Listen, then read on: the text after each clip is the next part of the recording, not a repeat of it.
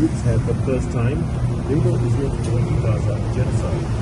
Battle Slam and Physicians for Human Rights made the claim in separate reports. They cited mass civilian deaths, displacement and destruction of Gaza's healthcare system. Israel launched its military campaign in response to the October 7 attack by Hamas. But Gazan health authorities say nearly 60,000 people, mostly civilians, have died.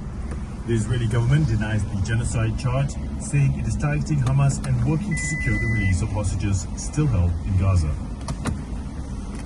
And finally, US and Chinese officials will resume trade talks in Stockholm today after holding more than 5 hours of discussions yesterday to ease tensions in their long-running trade war. US Treasury Secretary Scott Bessent and Chinese Vice Premier Li Yingfeng led the closed-door meeting. The talks come ahead of an August 12th deadline for a border tariff deal following recent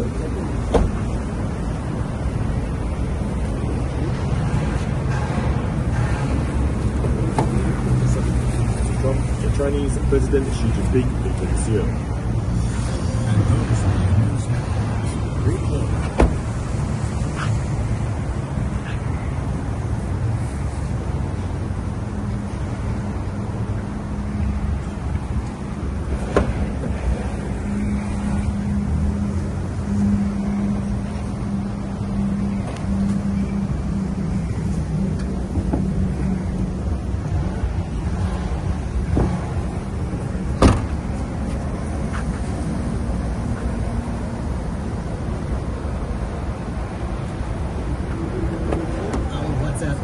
Okay.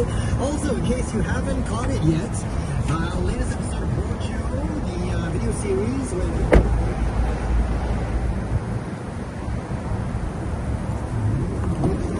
and coming up in just a little bit, we'll have him on the show telling us a little bit more about margaritas. Yeah.